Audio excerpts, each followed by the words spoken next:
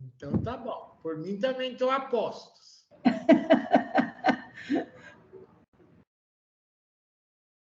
Boa tarde a todos os professores, a todos, a todas, né, que estão aqui conosco. Bem-vindos. Que tenhamos aí uma tarde, um final de tarde produtivo, com grandes contribuições do professor Ivan. Seja bem-vindo, professora, a fala é sua. Obrigado, boa tarde. É uma satisfação estar aqui de novo com vocês. Eu queria, assim, verificar em função, nós já tivemos aqueles encontros anteriores, tem alguma coisa que vocês queiram comentar inicialmente ou a gente dá continuidade?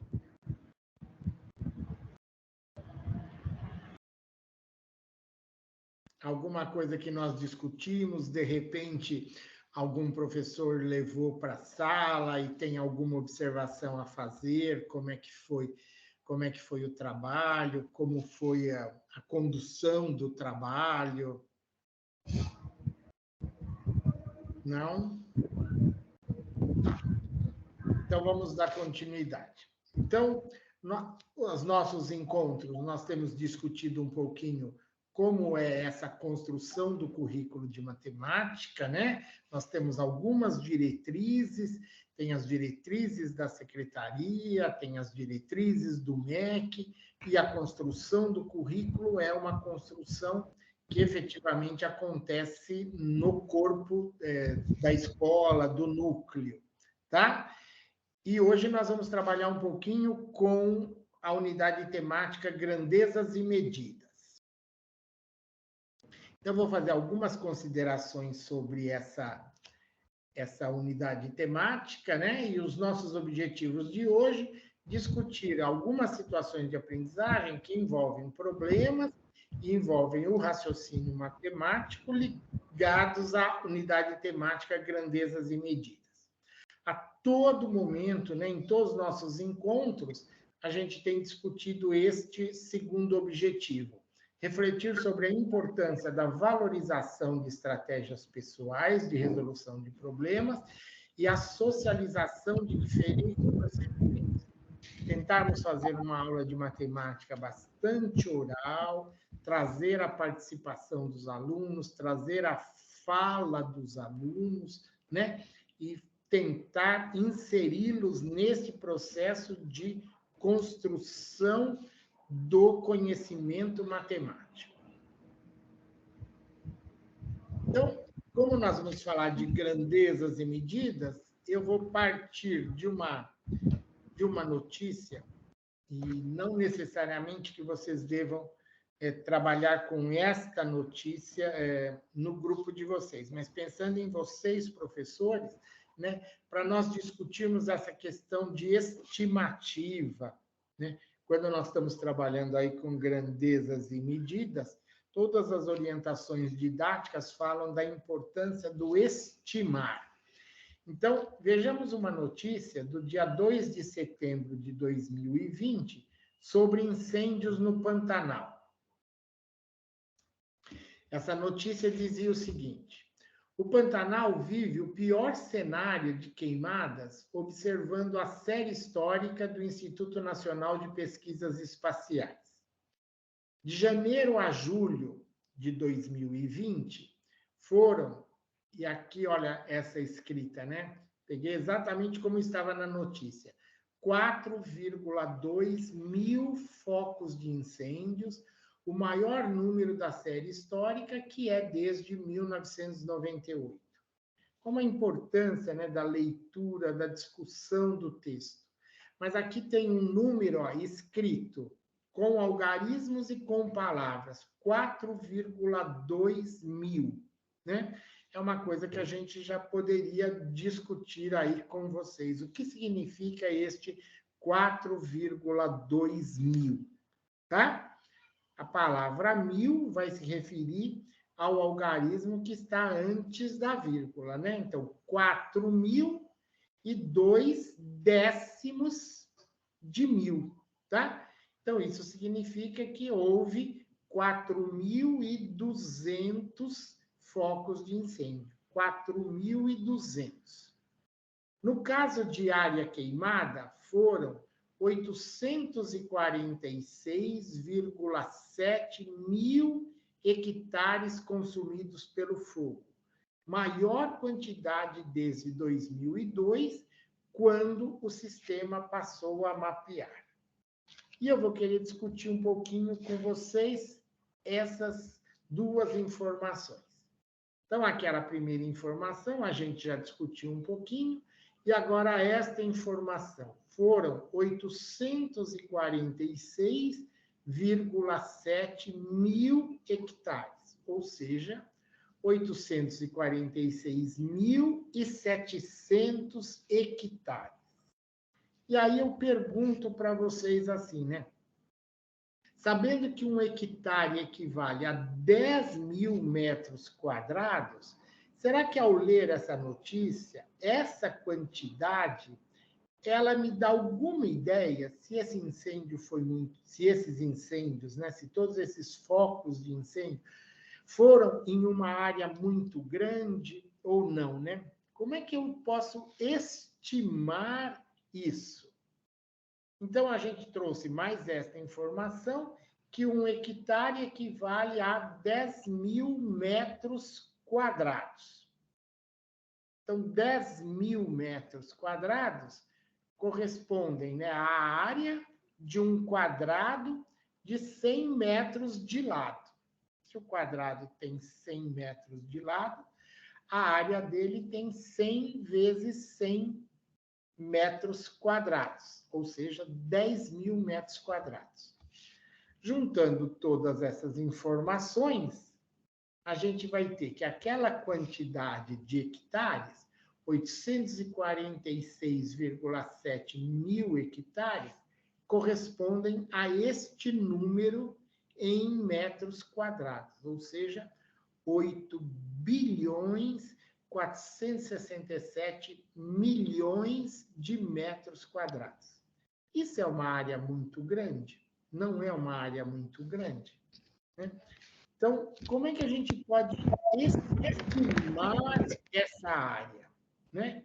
Para nós estimarmos essa área, veja, eu posso utilizar um, né, elemento de comparação, que talvez seja um pouco mais familiar para nós.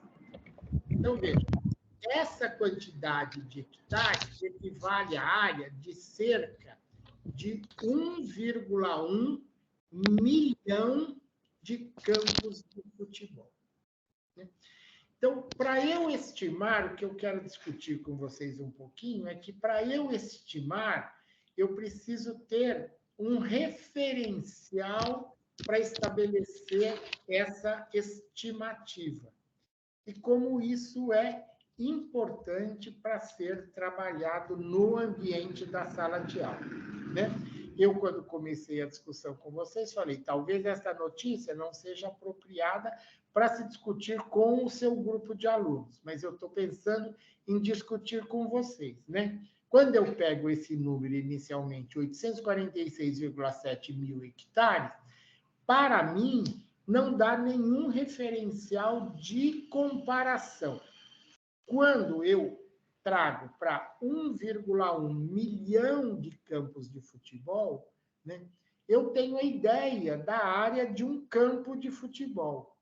E aí eu, particularmente, coloco, nossa, essa área é muito grande, né? Porque eu preciso de 1 milhão de campos de futebol. Na verdade, mais de 1 milhão, né? Mais de 1 milhão de campos de futebol para ter essa área que foi consumida, tá? Então, a nossa discussão hoje, ela vai envolver, né, grandezas e medidas. E aí, então, a gente vai debater um pouquinho. O que é uma grandeza e o que significa medir, tá? Se vocês quiserem opinar, fazer alguma consideração, senão eu dou continuidade.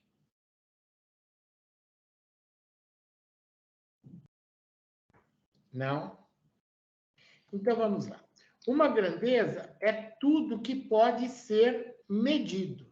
Então, por exemplo, a grandeza tempo, a grandeza comprimento, a grandeza massa, a grandeza capacidade, né?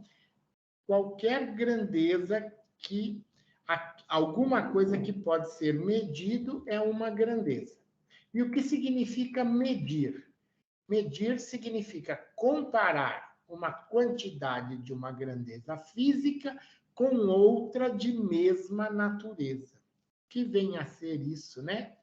Uma outra de mesma natureza. Então, para eu medir um comprimento, eu preciso comparar com alguma coisa que me remeta a comprimento. Pode ser uma unidade de medida convencional, pode ser uma unidade de medida não convencional. Mas eu não consigo comparar comprimento com massa. Eu não consigo comparar massa com capacidade, tá? E a medição é o processo de determinar experimentalmente um valor numérico para uma característica que possa ser atribuída a um objeto ou evento. Nessa discussão, no estudo dessa temática, é importante nós estarmos atentos para 3 pontos. Primeiro ponto que eu coloco, deve haver clareza sobre o que será medido. O que eu vou medir? A massa de um objeto? A capacidade de um recipiente? O comprimento de um espaço? O tempo de um evento? Para eu realizar essa medição, eu vou escolher um instrumento adequado para realizá-la e a unidade de medida que eu vou adotar. Por exemplo, se eu vou medir um comprimento, eu posso utilizar como unidade de medida o palmo, o passo, o metro, o comprimento de um barbante que eu tenha, né? Mas eu tenho que escolher um instrumento adequado e eu preciso estabelecer a unidade de medida. E esse terceiro ponto, expressar o resultado da medição, indicando de modo inseparável um número e uma unidade de medida. Então, se eu perguntar para vocês assim, qual é a altura dessa porta da sala onde vocês estão? Qual é a altura dessa porta? Alguém me disser 2, né? Então, talvez na sua cabeça esteja claro o que você disse, mas para mim não está, porque você deu um número, mas você não deu a unidade de medida que você está utilizando. Então, se você disser 2 metros, ou se você disser 15 palmos, ou se você disser 2 vezes o comprimento do barbante, tá? Então, vejam, expressar o resultado de uma medição indicando de modo inseparável. Toda vez que eu vou indicar o resultado de uma medida, precisa haver um número e precisa haver a unidade de medida associada a esse número. Qual foi a unidade de medida que eu utilizei nessa medição? Alguém quer fazer algum comentário até aqui?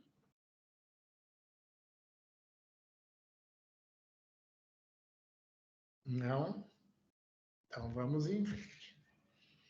É importante que os estudantes desenvolvam a habilidade para estimar a medida de grandezas, como a massa de animais ou de objetos, a distância entre 2 lugares, a altura de uma pessoa ou de um objeto, entre outras. Para isso, devem realizar atividades que propiciem a construção de imagens mentais das unidades de medida padronizadas mais utilizadas. Então, o que eu gostaria que acontecesse com os meus alunos, né? Que eu realizasse atividades e que para eles estimarem, por exemplo, o comprimento da parede lateral da sala onde vocês estão. Se eles vão expressar isso, estimar isso em metros, ele precisa criar essa construção, né, da imagem mental do que significa 1 metro, né? Aí, se ele tiver a ideia de quanto é 1 metro, ele pode fazer uma estimativa de quantos metros existem no comprimento dessa parede. Eles podem fazer estimativa da altura dessa sala, né? Vamos supor, se eu tenho a ideia de quanto é 1 metro de comprimento, eu posso falar, a porta dessa sala deve ter aproximadamente 2 metros de altura. Se eu tenho a ideia de quanto é 1 metro, eu posso estimar isso. E aí, eu sabendo que a porta tem 2 metros de altura, eu posso colocar a altura dessa sala. Eu não estou vendo até onde está indo o teto, está iniciando o teto dessa sala, mas vamos supor que fosse mais meia porta, né? Então, eu tenho 2 metros da porta, mais uma metade da altura da porta, 3 metros de altura, por exemplo. Tá? Então, eu preciso ter esses referenciais para eu poder fazer uma estimativa. A mesma coisa, né? Eu coloco na mão de um aluno um pacote, uma mochila, e falo assim, quanto pesa essa mochila? Né? Puxa, se eu tiver a referência, por exemplo, de um saco de arroz de 5 quilos, eu posso dizer, esta mochila pesa mais do que 5 quilos, pesa menos do que 5 quilos, né? Então, eu preciso estabelecer essas comparações. Em muitos casos, né, manuseando esses, em muitos casos, tendo a ideia, né, a construção mental dessas unidades. Para isso, então vejam, né? Para que os alunos possam desenvolver essa habilidade para estimar, eles devem realizar atividades que propiciem a construção de imagens mentais das unidades de medida padronizadas, mais utilizadas. E aqui nós citamos, né? Por exemplo, no caso da unidade de medida de comprimento, o metro e o centímetro. Mas, em muitos casos, também o quilômetro, né? Pode ser que vários alunos, por exemplo, para se deslocarem ao trabalho, para se deslocarem à escola, eles venham a pé, né? E eles possam ter esse referencial. Quantos quilômetros da minha casa até a escola, né? Então, ele precisa ter um referencial para ele considerar, né? Puxa, já andei 1 quilômetro, já andei mais 1 quilômetro. E aí eles podem ter esse referencial. O quilograma, né? No caso da massa, o quilograma. Em alguns casos, o grama, né? Por exemplo, se eu tiver pessoas que trabalhem na cozinha e trabalhem com receitas, né? De forma geral, vão ter a ideia de 1 quilograma, de meio quilograma, ou seja, de 500 gramas, de 100 gramas, assim por diante. No caso da capacidade, o litro. Se de repente eu tenho um aluno que é atendente no posto de saúde, também trabalha com aplicações de medicamentos, muitas vezes o centilitro, o mililitro, também são unidades bastante comuns para a área da saúde, né? A hora, o minuto, tá?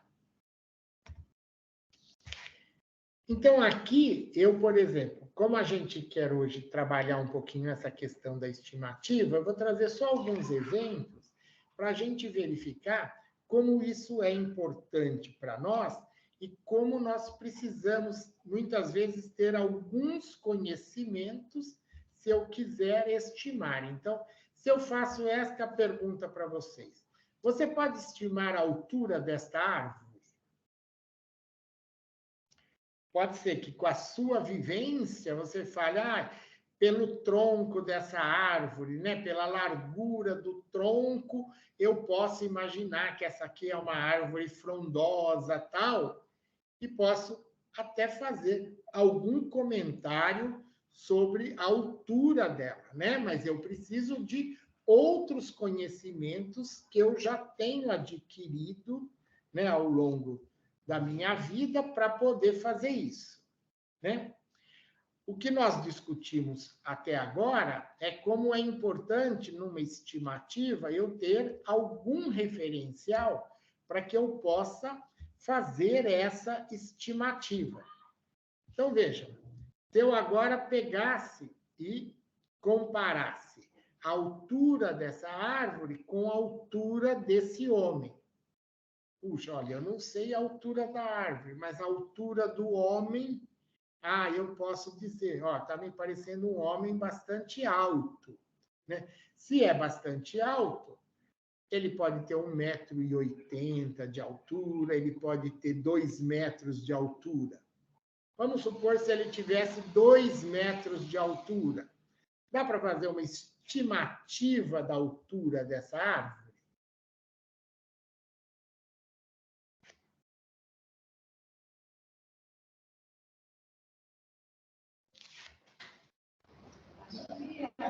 Professor, a gente acha que dá, né? Compararia ele próximo da árvore, ver o quanto sobra, não sei, ou quanto...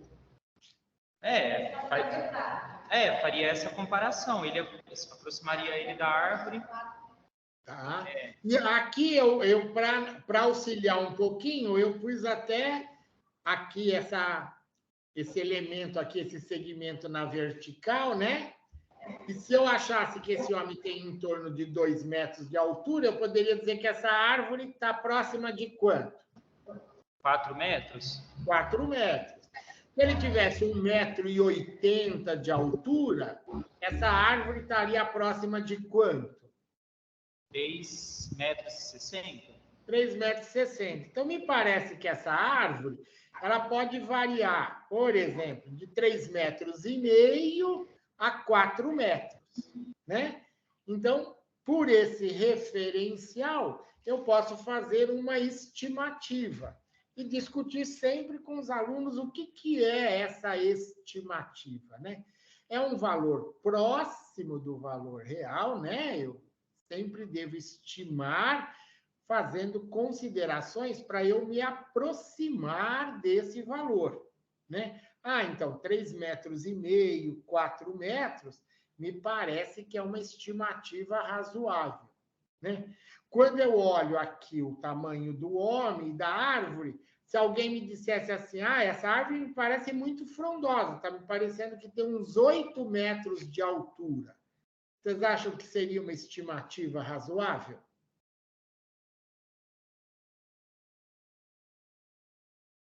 Se eu falasse 8 metros de altura. Não, né? Comparando com o sujeito que eu já sei a altura, ficaria desproporcional. Exatamente, né? Então, você está usando o termo proporcional, o termo desproporcional, né? Então, para eu fazer estimativas, eu costumo utilizar a proporcionalidade, né? Dos elementos de comparação. Né? Olha, a altura da árvore praticamente é o dobro em relação à altura do homem, né? Então, eu estou usando uma proporcionalidade nessa comparação, tá? Então, aqui eu só pus para ajudar, né? Eu peguei ali aquele segmento aqui que eu desenhei mais escurinho, e aí eu tenho que a altura é praticamente 2 vezes esse segmento, tá? Então, poderia ser em torno de 3,5 metros de altura, né? Eu até coloquei ali uma expectativa da BNCC. Eu sei que a BNCC não conversa diretamente com o currículo da EJA, né? Mas eu achei interessante aqui, né? E coloquei aqui, olha, uma habilidade esperada lá para o 3º ano do ensino fundamental, reconhecer que o resultado de uma medida depende da unidade de medida utilizada, né? Se eu falasse assim, em relação a esse bastão, a altura se eu considerasse que aquilo era um bastão, né? A altura da árvore corresponde a 2 bastões. Mas se eu for utilizar, né, o metro como unidade, 3,5 metros. Então, veja, dependendo da unidade de medida que eu considero, eu tenho o resultado da medição. Em ambos os casos, as estimativas estão interessantes, mas a forma de expressar esse resultado depende da unidade de medida que eu considero, tá? Ou 2 vezes a altura do rapaz. Agora aqui, né? Se a gente, vamos supor, falasse de um elefante, a altura de um elefante também. Eu só trago esses exemplos para a gente ver, né, como é importante que a gente precisa ter conhecimentos, muitas vezes anteriores, e por isso, o tempo todo a gente coloca que grandezas e medidas é um tema que precisa ser trabalhado com medições na sala de aula, né? Ele não pode ser um tema que eu vá trabalhar com o caderno e com as atividades, porque aí esses alunos eles não conseguem criar mentalmente essas imagens para poder fazer as estimativas. Então, vamos supor, se eu falo assim, você pode estimar a altura de um elefante? Suponha que alguém fale, eu nunca vi um elefante e nunca vi um elefante perto de algum animal ou de alguma coisa que eu conheça, né, que eu possa estabelecer uma referência. Se eu fizer isso, eu não vou conseguir estimar a altura de um elefante. Se eu já vi em algum filme um elefante perto de um homem e tal, eu posso fazer essa estimativa. Então, vejam, se eu dei exclusivamente a primeira imagem, eu não consigo estimar a altura de um elefante, porque eu não tenho elementos para comparação. Agora, nessa segunda ilustração, eu tenho agora, né, um elefante e tenho um homem, né? Me parece que é um homem bastante alto, né? Então agora eu posso estimar a altura do elefante. Então, veja, eu coloquei aqui nesse bastão vermelho a altura do homem e vamos dizer que a altura desse homem está próxima de 2 metros. Então, qual seria a altura do elefante? Ou qual uma estimativa que eu posso estabelecer para a altura do elefante? Me parece um bastão mais a metade do bastão, né? Olha aqui, a altura do elefante me parece que se aproxima do comprimento de um bastão mais a metade desse comprimento. Então, eu não estou errando muito quando eu falo, né, que a altura desse homem é de 2 metros.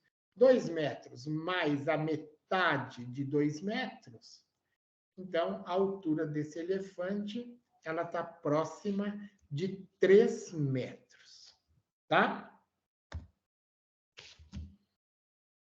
Agora, aqui, eu coloquei a ilustração, né, as fotos de algumas crianças.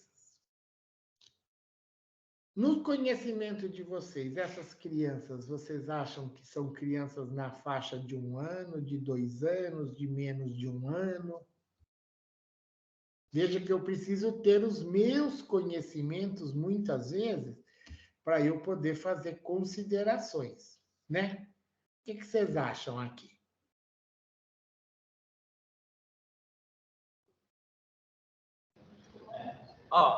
Menos de 2 e mais de 1. Entre 1 e 2 anos. Tá. Aí nós vemos que tem criança ali engatinhando, tal, né?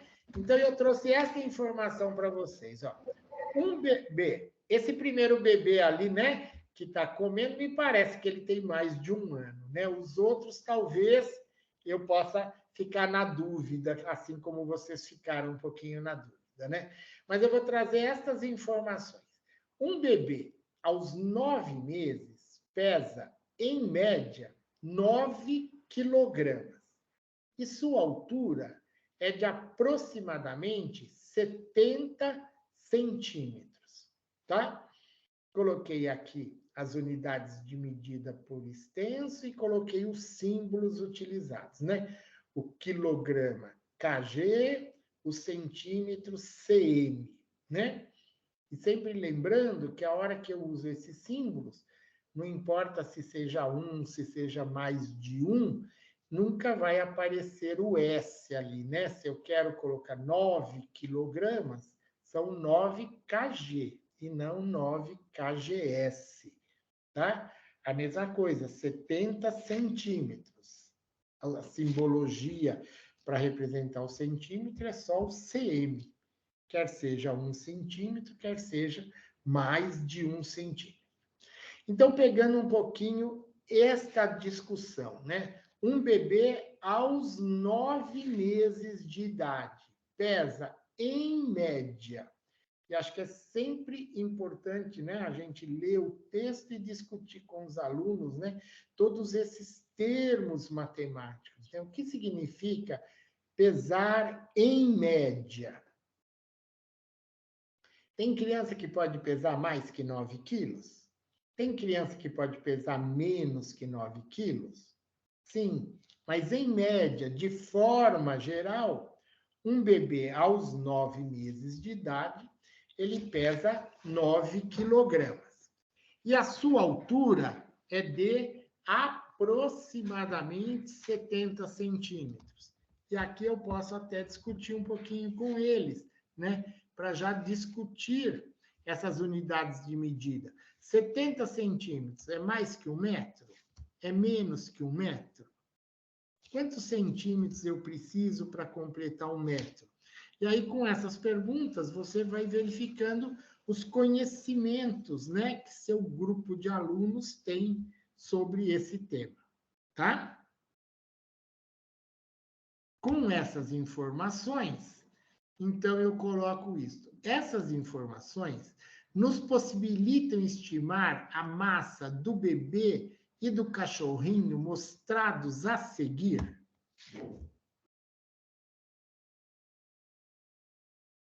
Será que eu consigo estimar a massa desse bebê?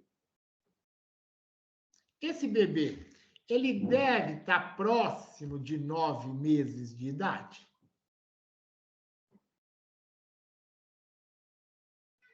Pode ser que tenha um pouco menos, né? Ah, parece que tem uns 6 meses, uns 7 meses, né? Mas ele... A gente acha que tem menos. Tem menos que 9, né? Isso. Mas lá falava que um bebê aos 9 meses, em média, pesa 9 quilos, né? 9 quilogramas. Esse bebê não é um bebê magrinho, né? Não é obeso, mas também não é magrinho, né? 7 quilogramas, 8 quilogramas, será que eu estou colocando um número razoável para a massa desse bebê?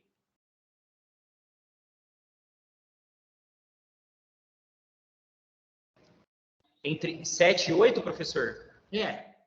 Vocês acham que é? É, por aí, deve ser 7 e 8. Por aí, eu também acho, né? Mas veja, eu só consigo falar esse 7 e 8 porque eu tive aquele referencial do bebê aos 9 meses pesando 9 quilogramas, né? Pode ser que muitas pessoas que tenham bebê ou já tiveram bebê, elas tenham esse referencial na cabeça. Olha, né? Ah, esse bebezinho aí, ele deve pesar uns 7 quilos, uns 8 quilos, né?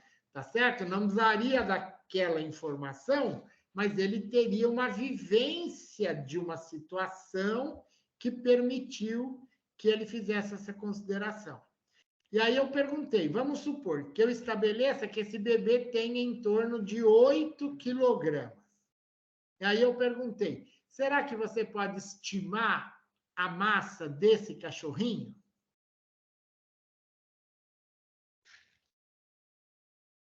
Será que eu posso falar que esse cachorrinho pesa em torno de 25 quilogramas?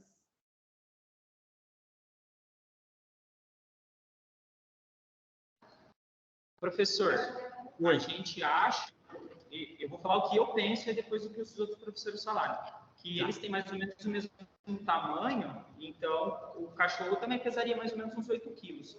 Mas aí tem professor que acha que o cachorro pesa mais. Tem alguém que acha que pesa menos? Todo mundo acha que o cachorro pesa mais que o bebê. Mais que o bebê, e talvez não muito mais, né? Então, quando eu falei assim, esse cachorro pode pesar 25 quilogramas, me parece que não foi nem um pouco razoável essa minha estimativa, né? Mas uns 10 quilogramas, ou talvez uns 12 quilogramas, eu acho que é um valor razoável, né? 10, 11, 12, né? 15, 20, me parece que são estimativas totalmente inadequadas, né? E acho que é isso que a gente gostaria de estar discutindo com o grupo, tá? Agora, eu gostaria de fazer uma estimativa da massa e da altura do bebê e do cachorro que vão ser apresentados agora.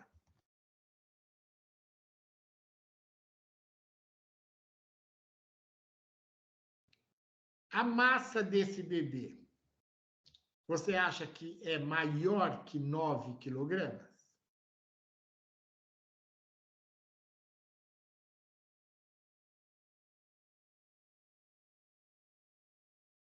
Não, mas ele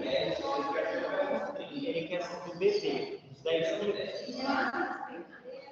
Professor, Oi. a gente acha que o bebê pesa mais ou menos uns 10 quilos e o cachorro uns 30 quilos, mais de 30 quilos. Então, veja, um bebê aos 9 meses de idade, em média, pesa 9 quilogramas. Esse bebê, ele está em pé ali, bonitinho, então ele deve ter mais de 9 meses, né? Ele deve ter 1 ano e 2 meses. Então, como vocês falaram, 10 quilos, ou talvez 11 quilos, ou 12 quilos, não mais que isso, né? São valores razoáveis. E aí vocês falaram, o cachorro deve pesar em torno de 30 quilogramas, né? Então, é isso que eu quero trazer na discussão para vocês, né? Como é importante a gente trazer esta discussão para o ambiente da sala de aula, né? Trazer situações em que eu possa estimar e aquilo que eu tenho falado, né? Incentivar essa aula bastante oral e até em função do que nós já discutimos nos nossos encontros anteriores, né? De como é importante que os alunos eles verbalizem aquilo que eles estão pensando, né? E que a gente crie no ambiente da sala de aula, né? Um ambiente para que as pessoas exponham suas ideias, para que as pessoas ouçam as opiniões dos outros, né? E vão construindo o seu conhecimento a partir dessas considerações. No slide inicial, do slide inicial do bebê, né? Nós tínhamos falado que um bebê aos 9 meses deve ter uma altura de 70 centímetros, em média, aproximadamente. Este bebê, me parece que tem mais de 9 meses, então, me parece que ele tem mais de 70 centímetros.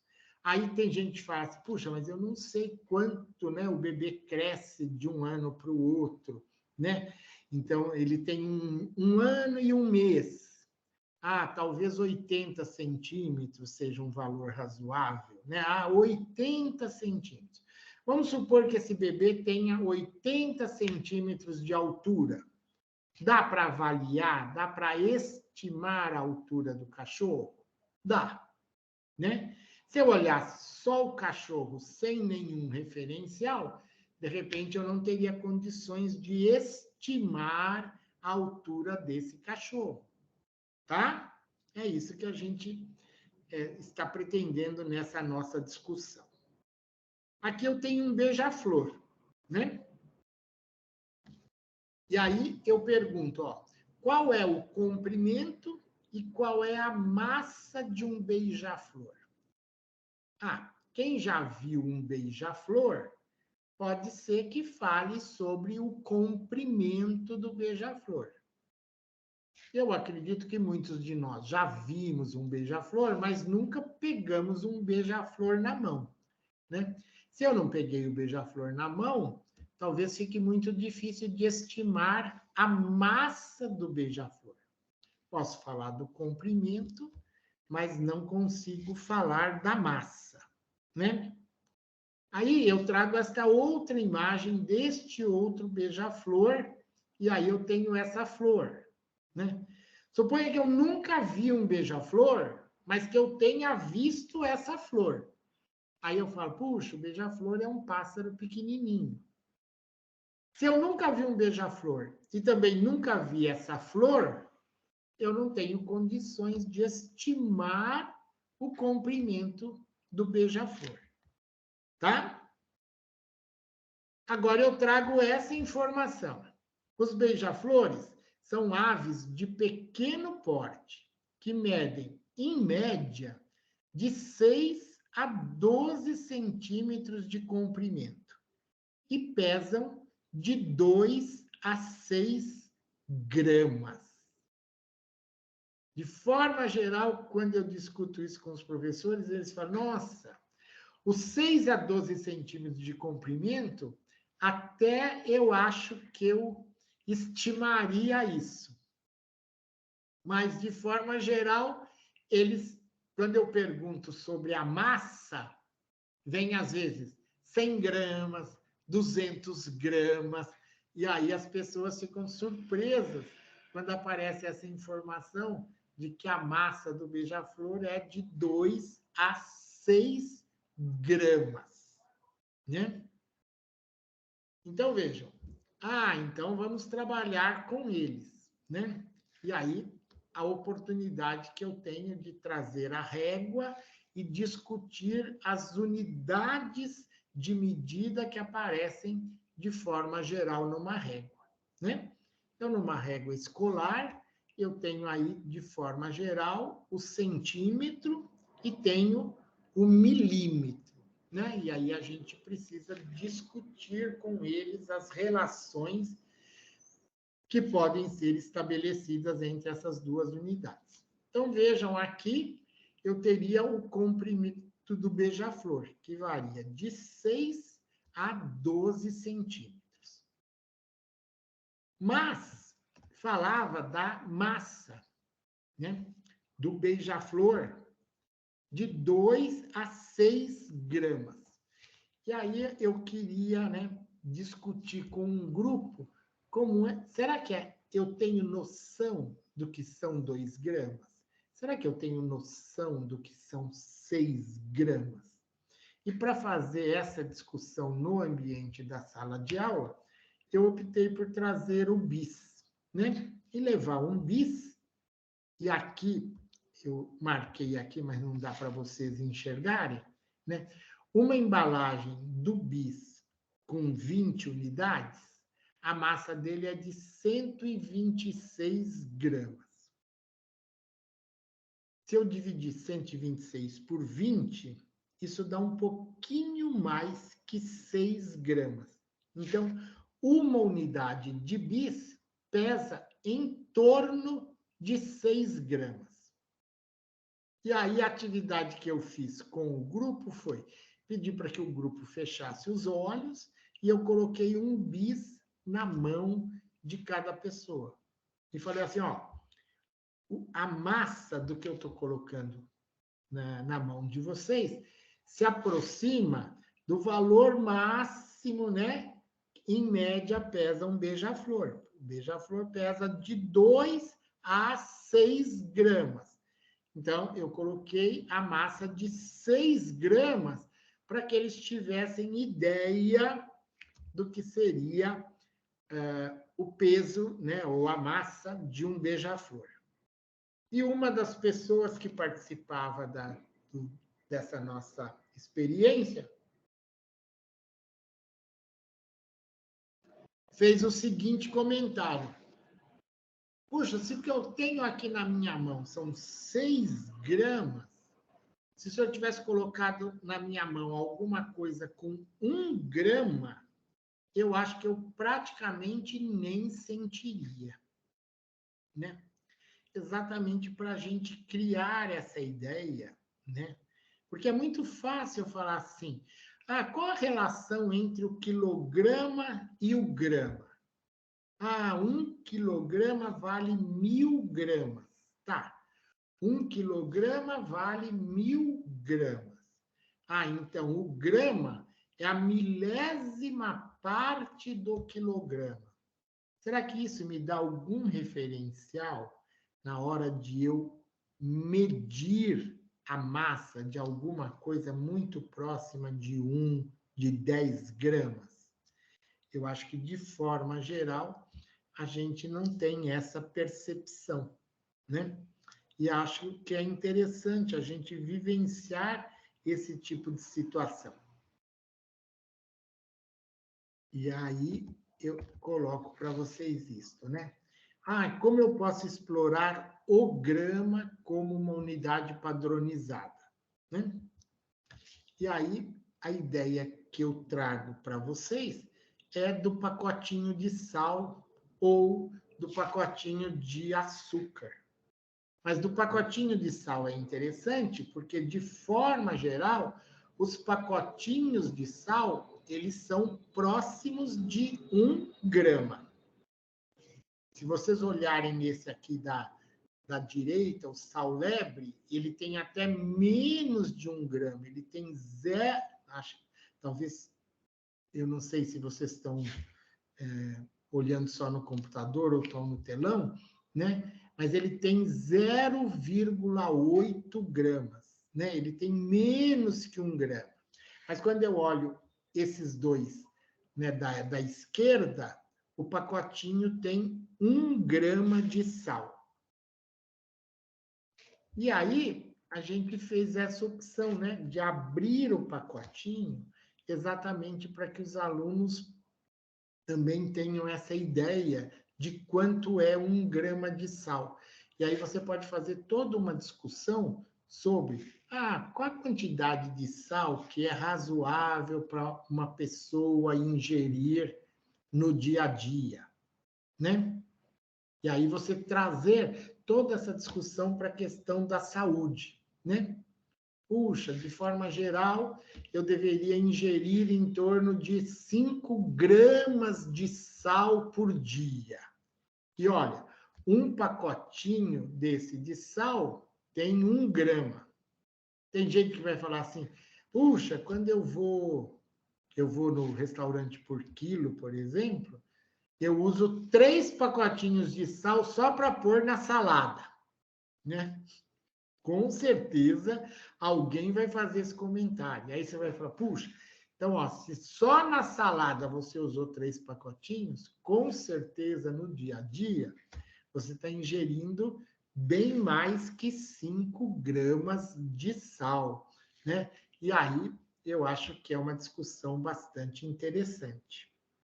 A mesma coisa para o pacotinho de açúcar, né? De forma geral, aquele pacotinho individual de açúcar é de 5 gramas de açúcar, né? Então, você trazer esses elementos para a sala de aula, para que eles deem conta, eu acho que é muito mais interessante do que a gente ficar fazendo atividades que transformem grama em quilograma, quilograma em grama, né? Mas que a gente consiga trazer essas discussões para o ambiente da sala. Tá? Alguém quer fazer alguma consideração? Estou trazendo contribuições, não estou.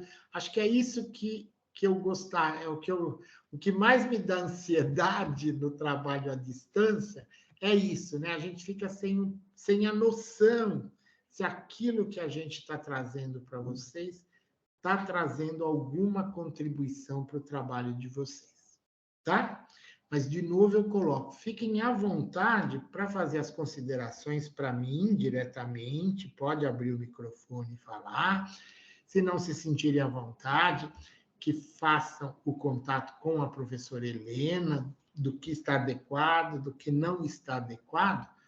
Nós ainda temos outros encontros e eu gostaria efetivamente de estar contribuindo com o trabalho de vocês, tá bom?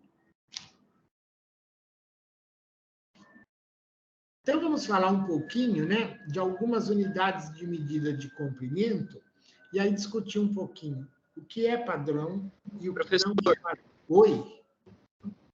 Só uma colocação de uma professora aqui que trabalha com turmas multisseriadas da alfabetização. Ela faz uma experiência com os alunos quando está tratando de unidade de medida, em que ela embrulha o alimento, né? E o aluno não vai saber qual que é, e aí ele tem que estimar, segurando o alimento, ele vai estimar o peso. E aí depois eles vão desembrulham para ver qual é o objeto, e aí você já sabe o peso. Então, né? Aí tem uma lista lá com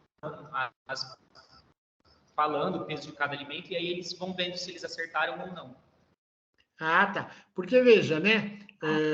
Interessante esse procedimento da professora, que ela fala que ela embrulha o alimento, né? Porque, vamos supor, vamos pensar nas pessoas que vão ao mercado e que normalmente fazem as compras, ou que recebe a cesta básica e olha lá, né? Porque você tem, por exemplo, o pacote de açúcar, ele tem praticamente o mesmo tamanho de um pacote de pó de café. E ele tem praticamente o mesmo tamanho de um pacote de um salgadinho. Então, se ele tivesse desembrulhado, a pessoa já sabia, isso aqui é um pacote de açúcar, um pacote de açúcar é 1 quilograma, um pacote de café são 500 gramas, um pacote de salgadinho, posso não saber quantos gramas são, mas sei que é muito menos do que 500 gramas, né? E quando ela embrulha, eu acho que fica super interessante, né? Porque aí possibilita efetivamente de você fazer a comparação mesmo, né? Sem saber do que se trata, né? Eu acho super legal e acho que isso que é importante, né, professora? A gente compartilhar esses conhecimentos, né, para isso, tá? Muito obrigado aí pela participação. Então, quando a gente está trabalhando com as unidades de comprimento, vejam, quando eu falo o metro, o quilômetro, o centímetro, o milímetro, eu estou falando em unidades de medida padronizadas, né? Qualquer pessoa, se for medir 1 metro, deve medir do mesmo jeito. Aí em Araraquara, aqui em São Paulo, em Londres, em Miami, 1 metro é 1 metro. Por isso que ela é padronizada. Agora, vejam, quando eu falo o meu passo, né, para medir o comprimento de uma parede, o tamanho do meu pé, vou verificar se aquele criado mudo que eu comprei, que eu quero comprar, cabe no espaço que eu tenho no quarto. De repente, eu meço em pés ali o espaço que eu tenho, a largura que eu tenho para colocar aquele criado, né? A polegada relativa ao meu dedo, né? Quando a gente está falando nesses elementos, nós estamos trabalhando com as unidades de medida não padronizadas, não padronizadas. Por outro lado, quando eu falo assim, a polegada, eu comprei um aparelho celular e a tela do aparelho celular é de 7 polegadas. Quando eu estou lá no avião e o piloto fala que nós estamos a 12.000 pés de altura, né? Nesse caso, nós estamos trabalhando com unidades de medida padronizadas. Padronizadas. Tá? Então, veja, né? Quando eu falo uma TV de 43 polegadas, e aí o símbolo da polegada, né? Aqueles dois, como se fossem duas aspas ali, né? Aquele telefone tem uma tela de 5,3 polegadas, né? Tá? Então, nós estamos trabalhando com unidades de medida padronizadas. E só por curiosidade, de forma geral, nesses aparelhos eletrônicos, quando a gente fala, né, na tela, 43 polegadas, deixa eu só marcar aqui, usar o... Acho que eu não consigo usar aqui o corretor, não. Aqui tá, né? Aqui. Esse marcador, ó, tá aqui, ó. Eu coloquei aqui, ó, né? Então, de forma geral, a gente vê isso na diagonal, tá? Então, as 5,3 polegadas do celular, elas são medidas na diagonal. Se vocês me perguntarem por que, eu não sei responder para vocês, né? Mas eu sei que, de forma geral, nos aparelhos, né, quando se fala nessas medidas, elas são apresentadas na diagonal, tá? A gente falou da importância de, na sala de aula, a gente trazer, né, atividades para que os alunos realizem medições. E vejam, vamos supor que a gente vai fazer medições de comprimento. E a gente vai trazer a régua, vai trazer uma fita métrica, vai trazer uma trena, né? Todas elas servem para medir comprimentos. E muitas vezes a gente entrega para os alunos e acredita que vai ser natural ele observar esses elementos e olhar para o elemento e sair realizando medidas. Tá? Então, o que eu coloco para vocês assim, né? Observe os 3 instrumentos de medida de comprimento, né? Eu tenho umas réguas aí, eu tenho umas fitas métricas e eu tenho ali uma trena, né? Identifique em que se parecem. Existem diferenças? Quais diferenças?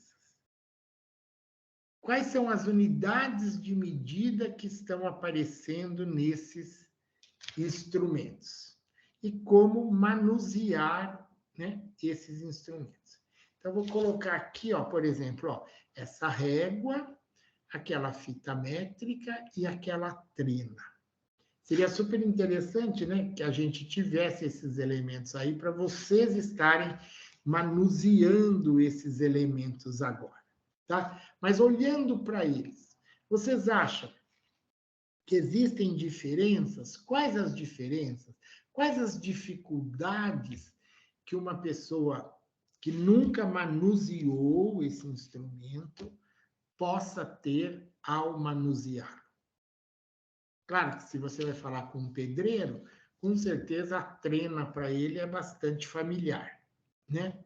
Se você vai falar com uma costureira, a fita métrica é bastante familiar. A régua é um elemento, de forma geral, escolar ali, né? As pessoas que não vivenciaram isso no dia a dia, pode ser que até com a régua elas não saibam como manusear isso aí. Então, precisa ser discutido e ser apresentado, né? Mas eu pergunto, vocês acham que existem diferenças? Existem algumas coisas que poderiam gerar alguma dificuldade para o aluno ao manusear isso? Professor, eu acho que não teria dificuldade desde que ele entendesse o conceito, né? que de um número até outro número tem a unidade de medida, no caso aí o centímetro, e se ele entendesse o conceito, não teria dificuldade. E a especificidade de cada objeto, né? Um é para costura, um vai ser para medir coisas na construção civil, o outro para usar na escola, como o senhor disse, como o professor Então, disse. é bastante comum assim, né? Por exemplo, quando você diz, ele precisa dominar o que consta ali. Então, vamos pensar, na régua, né, existe o centímetro, né, eu tenho que discutir com ele, aonde que está o centímetro, né? E olha, de 0 a 1 tem 1 centímetro, e de 1 a 2 também tem 1 centímetro.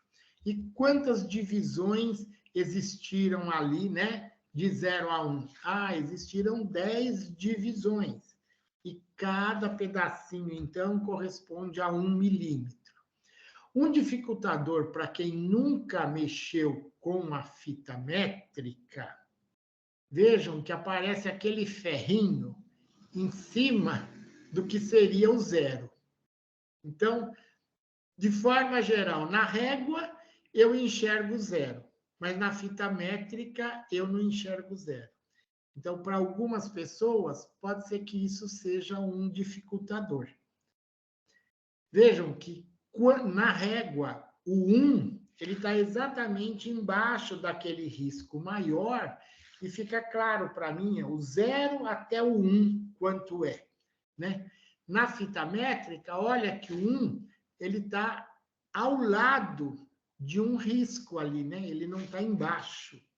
Isso também, às vezes, pode gerar um dificultador, né? Porque ele fala, o 1 está embaixo do risquinho ali, e aí ele não tem clareza de quanto é 1 centímetro.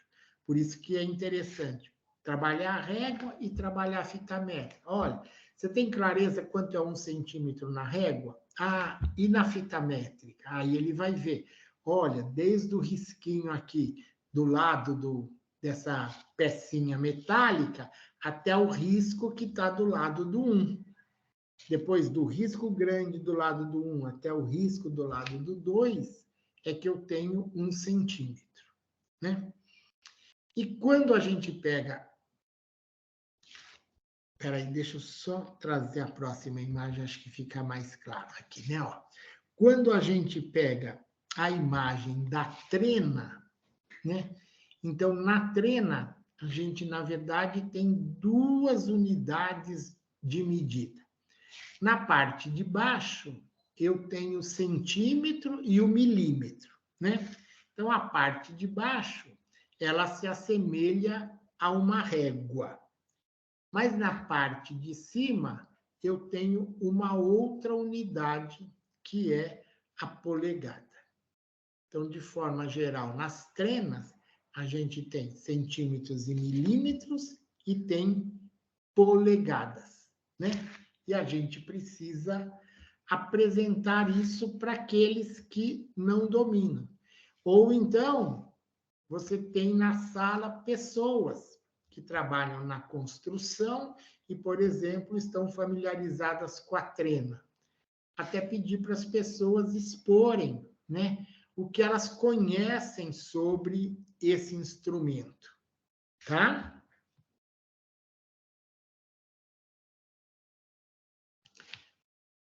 Aqui, como a gente só está na tela, né, fica meio difícil da gente ver. Mas se vocês olharem neste desenho aqui de cima, né, quando a gente tem aqui o 1 polegada, né, e olha aqui embaixo, a gente vai conseguir esta relação, que 1 polegada vale aproximadamente 2,54 centímetros. 2,5 centímetros, tá? Se a gente volta aqui na ilustração, vocês vão ver, né, que o 1 lá, ele está um pouquinho depois do risquinho de baixo, relativo a 2,5 centímetros. A gente tem essa relação aqui. E um pé, ele vale exatamente 12 polegadas, né? O pé como unidade de medida aérea aí, né? Da altura do avião. Então, um pé vale 12 vezes 2,54 centímetros. Aproximadamente 30 centímetros e meio. Tá?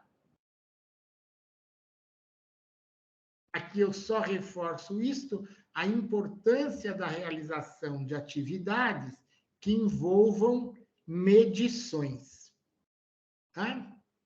Aqui estou medindo uma borracha, por exemplo, 5 centímetros. E muitas vezes falam, para medir precisa começar do zero, né? Será que eu preciso começar do zero? Né? Se eu começo do zero, ao final, eu consigo enxergar o resultado dessa medição.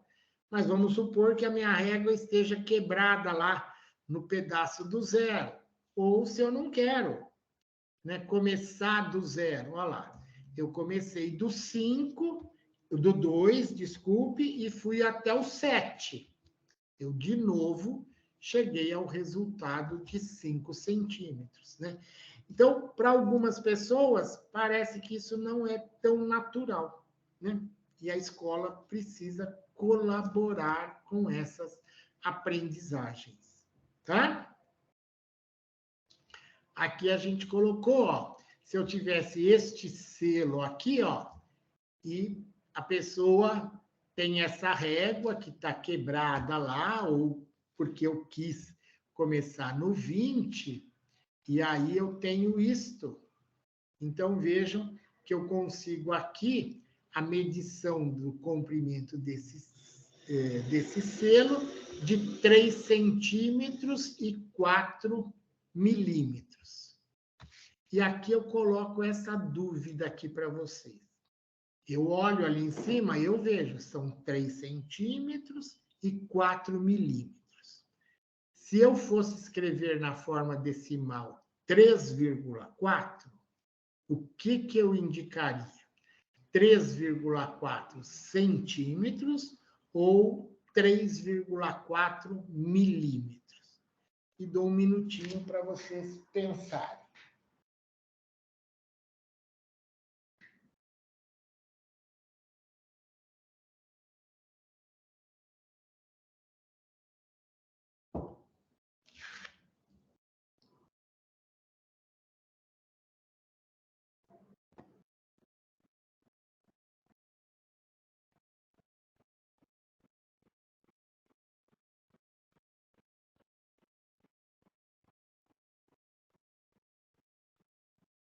Arriscam?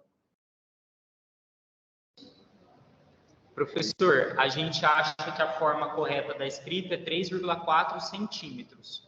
Isso, porque a unidade ela tem que se referir à parte inteira, né? Então, eu tenho que me referir ao 3, tá? Que é a parte inteira desse número. E o 3 se refere ao centímetro, né? Então, 3 centímetros e 4 milímetros, ou 3,4 centímetros. Perfeito. Tá? Nós temos ainda 15 minutos, né? Eu ia trazer um vídeo aqui para vocês, mas esse vídeo ele tem 20 minutos. Então, eu acho que eu vou propor para vocês que esse vídeo a gente assista no próximo encontro. E aí eu perguntaria agora para vocês. Vocês acham que assistir um vídeo de 20 minutos durante o nosso trabalho é muito cansativo? Ele é um vídeo bastante interessante e tal, né? Mas tem 20 minutos.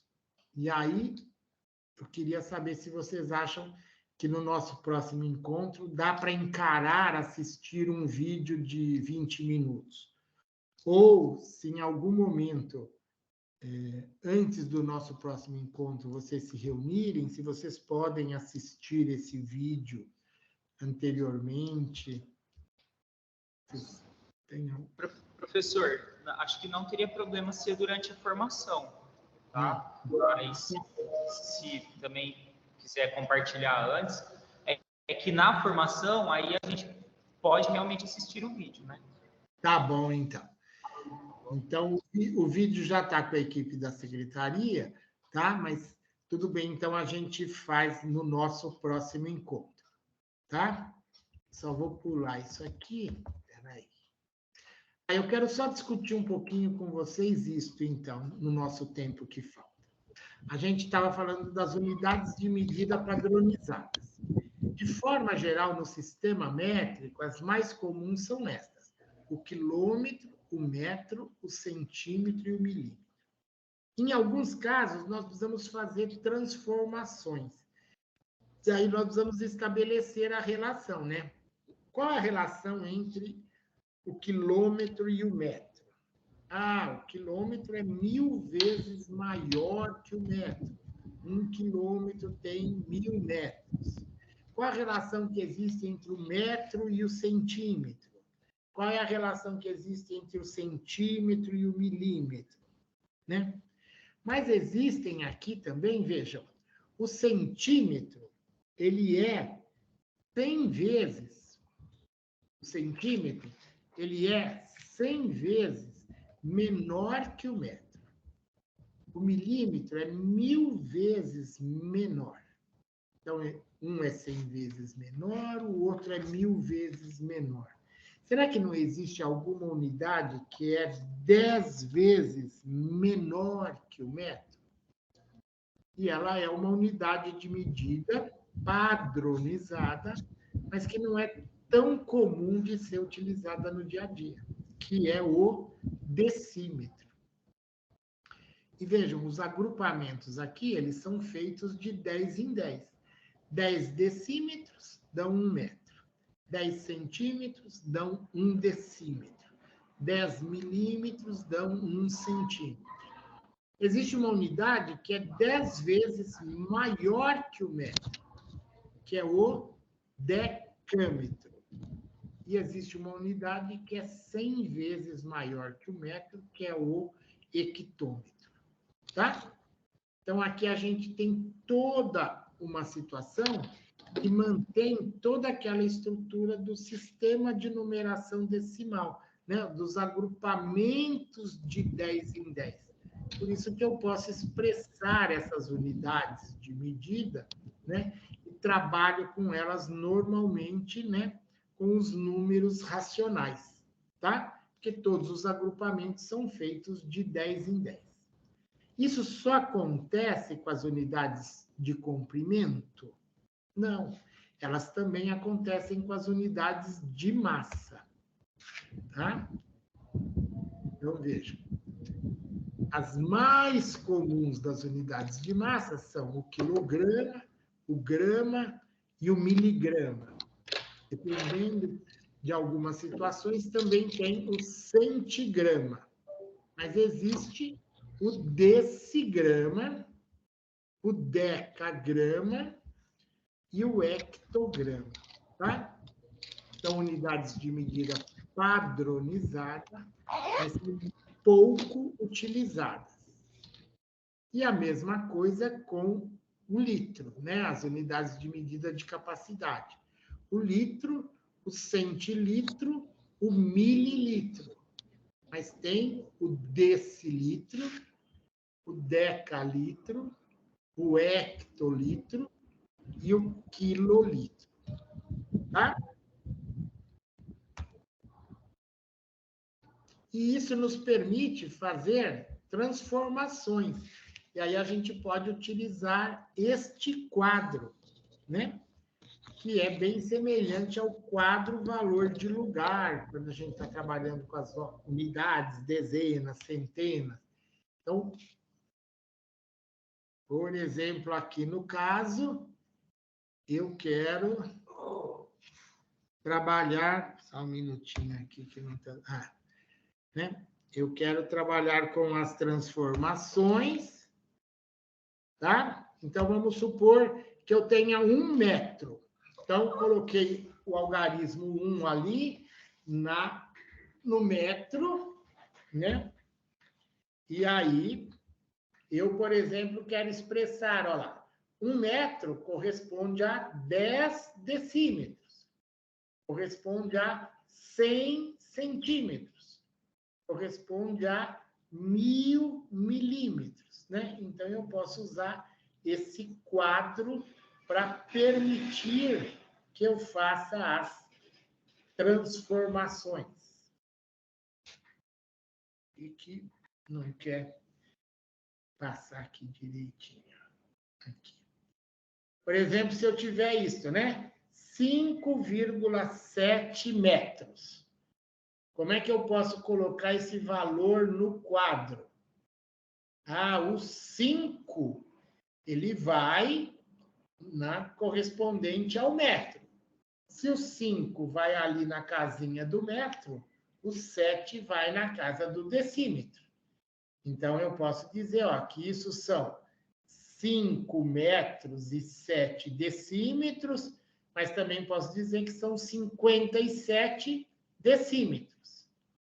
Se eu quiser expressar em centímetros, eu acrescentei um 0 ali, e eu tenho que 5,7 metros vale a mesma coisa que 5,70 metros. Olha, acrescentei um 0 e não alterei o número ali, porque o 0 foi colocado após a vírgula, né? A mesma coisa se eu quisesse 8,3 quilogramas. O 8 apareceu no quilograma, e veja, aquele 3, ele não está valendo 3 gramas, ele está valendo 3 hectogramas. Se eu quisesse gramas, olha lá, eu teria que vir até a casa do grama. Ou seja, 8,3 quilogramas correspondem a 8 quilogramas e 300 gramas, ou 8.300 gramas. Tá? E aqui eu vou trazer 2 imagens só para a gente ver como, às vezes, é difícil as pessoas trabalharem com as unidades de medida. E olha o que está escrito aqui, né?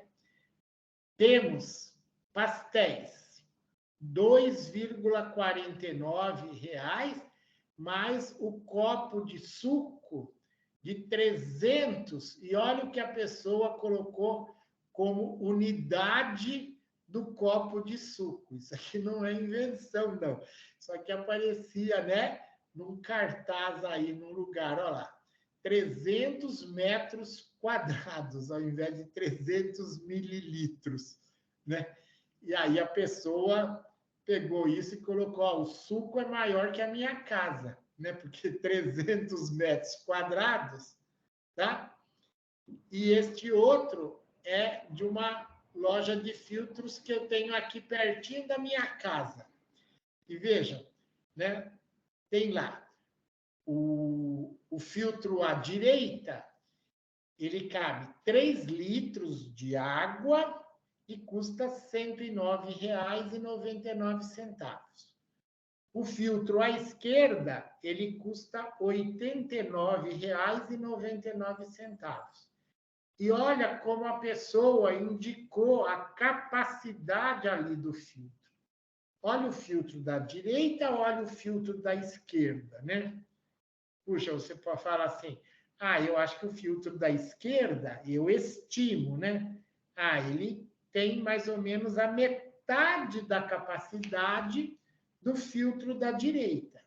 Então, se o filtro da direita cabe 3 litros, no da esquerda cabe aproximadamente a metade de 3. E quanto que é a metade de 3? 1,5 litro, que eu deveria indicar por 1,5. E aí ele indicou na forma fracionária 1/5 de litro. 1/5. Que, na verdade, 1/5 de litro seria só 200 ml. Né? Então, como essa questão das medidas e como a questão da escrita fracionária e da escrita decimal, elas são bastante complexas, inclusive para as pessoas que mexem com esse tema, né? Eu esperaria que a pessoa dona dessa loja, ela tivesse clareza do que ela está escrevendo ali naquele cartaz. E o que eu digo é assim, muita gente, quando passa na rua, eu acho que interpreta corretamente. Quer dizer, o cartaz está escrito de forma incorreta, mas a pessoa faz a leitura. Ali é 1,5 litro. Ela não fala 1/5 de litro. Porque a gente sabe que hoje em dia a escrita fracionária, ela praticamente não existe fora do ambiente da escola, das receitas. Até hoje em dia, as receitas, a gente... se você entrar na internet, praticamente as receitas não estão aparecendo com escritas fracionárias, né? Estão aparecendo, assim, às vezes até por extenso, né? 3/4 de xícara e não em número, né? Numa fração. Porque sabem que a grande maioria das pessoas pode se confundir com essa escrita. Tá bom? Então, isso foi um pouquinho do que eu tinha preparado para vocês. Não sei se eu trouxe algumas contribuições, espero ter trazido, tá? Mas fiquem à vontade para fazer os comentários, tá bom? Agradeço aí a paciência de vocês. Obrigada, aí. Professor Ivan Estevão, que está aí interlocutando com os demais. Obrigada aos professores presentes. Muitas contribuições, sim, professor Ivan. Eu sei que o senhor fica ansioso de não ver todo mundo presencialmente, todos na tela, mas dá para perceber que eles ficam juntos numa sala de eventos, né? E aí fica difícil mesmo estarem sozinhos no computador. Mas muito obrigada, viu? Um bom descanso para quem vai trabalhar agora, um bom trabalho. Todo mundo dando tchauzinho lá na sala, lá. Dá para ver todos aí. Obrigada, professor Ivan. Sempre é muito bom te ouvir. Obrigadão, viu? Até uma próxima, então. Até a próxima. Tchau, tchau.